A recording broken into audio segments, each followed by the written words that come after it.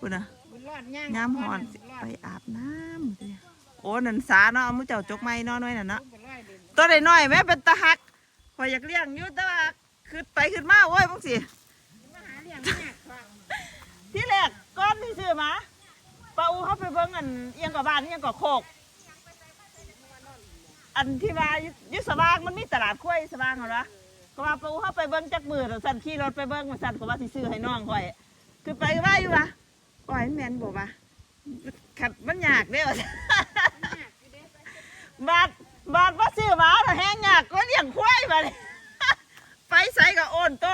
นไปน้ำเบิด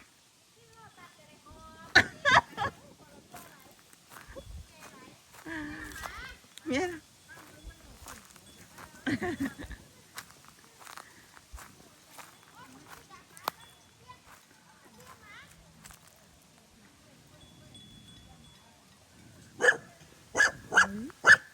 เฮ้ยเฮ้ย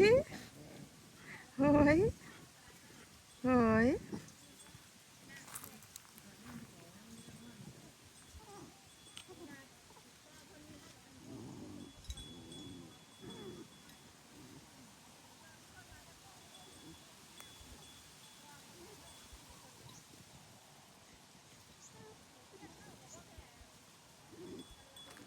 บรรยากาศทุ่งนาค่อยหน่อยซุ่มหนึ่งลงไปในสาแล้วไปหากินน้ำอาบน้ำแล้วร้อน